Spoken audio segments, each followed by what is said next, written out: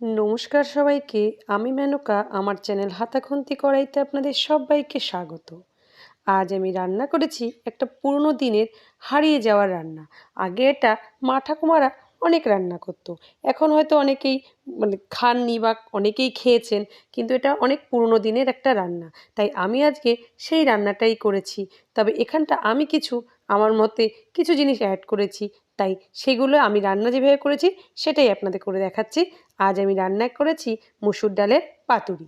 মুসুর ডাল পাতুরি কীভাবে করতে হবে তার জন্য আমি যেটা নিয়েছি, আমি নিয়েছি এখানটা মুসুরির ডাল আমি 1 ঘন্টা আগে ভিজিয়ে রেখেছি। আর এখানে নিয়েছি 10-12টা মতন চিংড়ি মাছের একটা পেস্ট করে নিয়েছি। আর নিয়েছি রসুন কুচি, আর নিয়েছি লঙ্কা কুচি, আর 2টো মিডিয়াম সাইজ পেঁয়াজ কুচিয়ে নিয়েছি। আর যেটা লাগবে সেটা হচ্ছে কুমড়ো পাতা। আপনারা চাইলে কুমড়ো পাতার পরিবর্তে লাউ পাতাও কিন্তু আপনারা ব্যবহার করতে পারেন, কিন্তু এখানটা কুমড়ো পাতা দিয়ে করলেই আগে যেটা কুমড়ো পাতা দিয়েই করা হতো, তাই আমি কুমড়ো পাতাটাই এখানটা নিয়েছি। এবার আমি প্রথমে ডালটাকে 1 ঘন্টা আগে ভিজিয়ে রেখেছিলাম। সেই ডালটা জল ঝারিয়ে আমি একটা মিক্সির জারে নিয়ে আমি ডালটাকে একটু ভালো করে পেস্ট করে নেব। আর একটা জিনিস এখানটা কিন্তু জল দিয়ে পেস্ট করবেন না। যত পেস্টটা শুকনো হবে ততই কিন্তু আপনার পাতাটা পাতুরিটা করতে, মুসুর ডালের পাতুরিটা করতে সুবিধা হবে। এরকম দেখুন জল ছাড়া একটু আঠা আঠা করে এটাকে একটুখানি পেস্ট করে নেবেন। আমার এটা পেস্ট হয়ে গেছে। এবার আমি অন্যদিকে দেখাচ্ছি। এইবার পাতাগুলোকে আমার আগে একটুখানি ভাপিয়ে নিতে হবে, কেননা পাতাগুলো মরমরে একটু শক্ত থাকে। ভাপিয়ে নিলে একটু নুন জলে 3 মিনিট মতন ভাপিয়ে নেবেন, তাতেই হয়ে যাবে। সব পাতাগুলো আমি একটু এরকম দিয়ে আমি 3 মিনিট মতন এটাকে ভাপিয়ে নেব। বেশিক্ষণ লাগবে না, ঢাকা টোকার কিছুই প্রয়োজন নেই, তাহলে পাতার রঙটা কিন্তু নষ্ট হয়ে যাবে। এমনি পাতার তাহলে সবুজ রঙটা থাকবে না। আমি সব পাতাগুলো এরকম একটা একটা করে দিয়ে দিয়েছি। আর এখানটা আমি চিংড়ি মাছের যে ব্যবহারটা করেছি, এটা 15 দিনের রান্নায় চিংড়ি মাছটা ব্যবহার হয় না।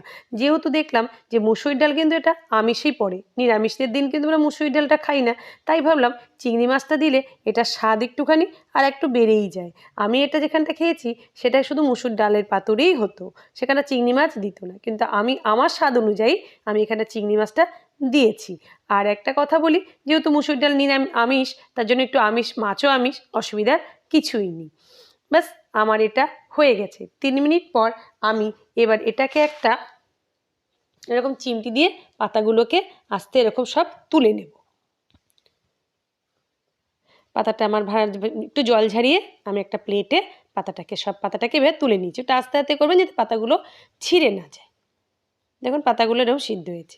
এইবার আমার যেটা করতে হবে, সব কিছু যেগুলো নিয়েছি একটা মিশ্রণ বানাতে হবে। তার জন্য আমি ডালের পেস্টটাকে একটা বাটিতে নিয়ে নেব। একটা বাটিতে ডাল বাটাটাকে ঢেলে নিয়েছি।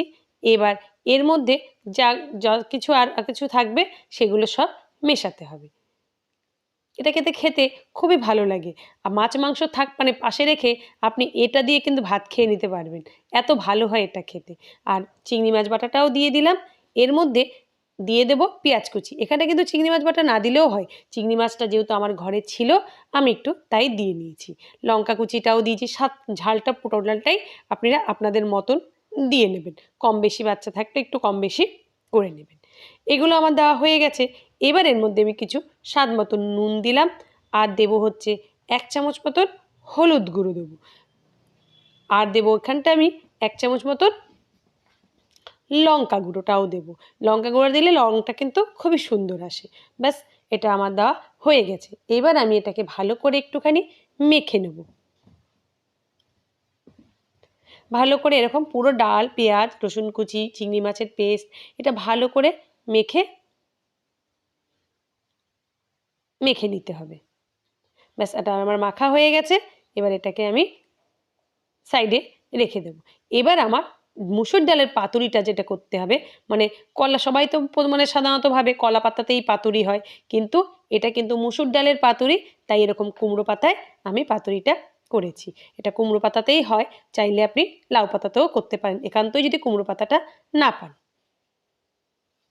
ব্যাস পাতাটার গায়ে এরকম একটুখানি ডালের পেস্ট নিয়ে এরকম পাতাটার গায়ে এরকম করে লাগিয়ে দেবেন। অনেকটা লাগাবেন না, তাহলে কিন্তু খেতে ভালো লাগবে না। হালকা হালকা এরকম লাগিয়ে একটু একটু পাতাটার গায়ে লাগিয়ে এরকম পাতাটা ভাঁজ করে দিতে থাকবেন। দিলে কি একটা বড়ার শেপের মতন আপনারা করে নেবেন। একটু বাইরে দিয়েও একটু লাগিয়ে দেবেন, তাহলে খেতে খুবই ভালো লাগে। এইটা ভাজা আর এর সাথে যেই বড়াটা ভাজবেন সেই বড়া ভাজার তেলটা একটু কাঁচা লঙ্কা দিয়ে ভাত মেখে আমি কথা দিলাম মাছ মাংস বাদ দিয়ে আপনি এটা দিয়েই খাবেন। এটা খেতে এতটাই ভালো হয়, এটার গন্ধটাও এত সুন্দর হয়, খুবই ভালো হয়। আর আপনার বাড়িতে যদি কোনো অতিথি আসে তাকে যদি এরকম বানিয়ে খাওয়ান, সে আপনার প্রশংসা করবেই। আর আমার এই রান্নাগুলো অনেকেই অনেক দূর থেকে দেখেন, তো প্লিজ আপনারা কে কোথা থেকে দেখছেন আমার জানাবেন। আর আমি কোনটা কতটুকু কি দিলাম আমি ডিসক্রিপশন বক্সে সব লিখে দেবো। আমি হয়তো কিছু যদি বলতে ভুলে গিয়ে থাকি, আপনারা একবার একটু ওই দিকটা দেখে নেবেন। আমি তো এই রান্নাটা প্রায় করি, এটা খেতে কিন্তু খুবই ভালো লাগে। অনেক সময় না মাছ টাছ খেতে ভালো লাগে না, তখন এরকম দু একটা বড়া ভেজে আপনি দুটো বড়া দিয়েই মনে হয় ভাত খেয়ে নিতে পারবেন। এটা এতটাই ভালো হয়ে যায়।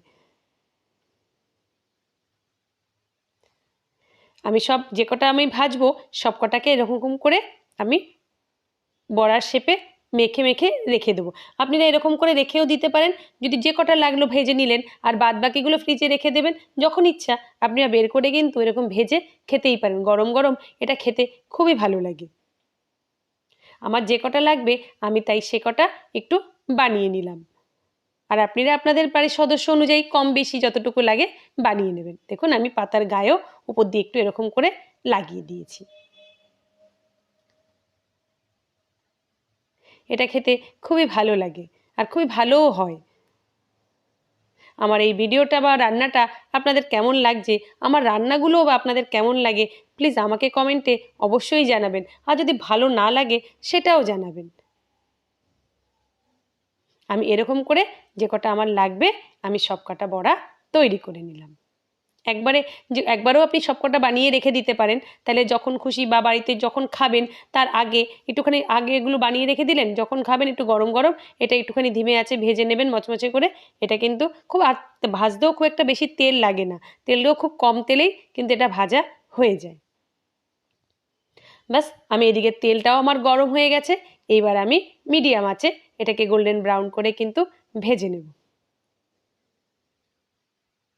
আর এটা তেল বেশি লাগে না, চাইলে আপনি ডিপ ফ্রাইও করতে পারেন বা এরকম অল্প তেল দিয়ে এপিট ওপিট করে লাল লাল করে ভেজেও নিতে পারেন। আমি পুরোপুরি আর অল্প তেলেই ভাজলাম, আর এখানে না তেলটা কিন্তু চুষে নেয় না বা অনেক তেল লাগে সেরকমও কোনো ব্যাপার নেই, খুব কম তেলে এটা কিন্তু ভাজাও হয়ে যায়।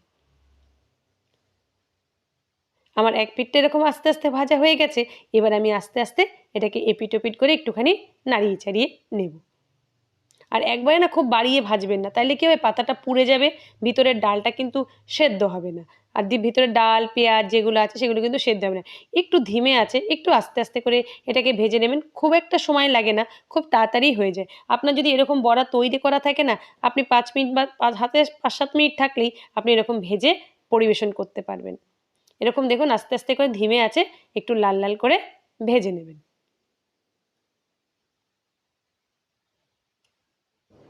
আমি কিন্তু ধিমে আছে বারবার এপিট ওপিট করে বারবার একটু নাড়িয়ে নাড়িয়ে দেখুন এরকম ফুলে উঠছে। ফুলে উঠলে মানে কি, তাহলে ভিতরেরটাও কিন্তু আপনারটা ভাজা হয়ে যাচ্ছে, সিদ্ধ হয়ে যাচ্ছে।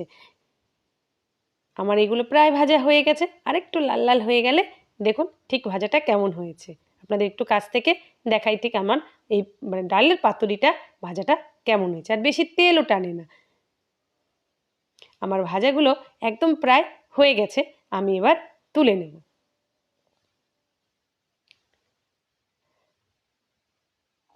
আমি সবকটা বড়া এভাবে তুলে নিচ্ছি। একটু তেলটা ঝারিয়ে ঝারিয়ে নেবেন, এটার ভিতরেও তেল ঢুকে যায় না। বড়া ভাজাটা আমার একদমই কমপ্লিট হয়ে গেছে। আমি কিন্তু এটা গরম গরম ধোয়াটা ভাত আর এই ভাজা একটু তেল আর কাঁচা লঙ্কা দিয়ে আমি এটা খেয়েছি। আপনারাও একবার খেয়ে দেখবেন, আর যদি ভালো লাগে আমার এই ভিডিওটা প্লিজ আমার চ্যানেলটাকে একটা লাইক শেয়ার এবং সাবস্ক্রাইব করে দেবেন। সবাই ভালো থাকবেন, সুস্থ থাকবেন এবং হাতাখুন্তি কড়াইয়ের সাথে থাকবেন।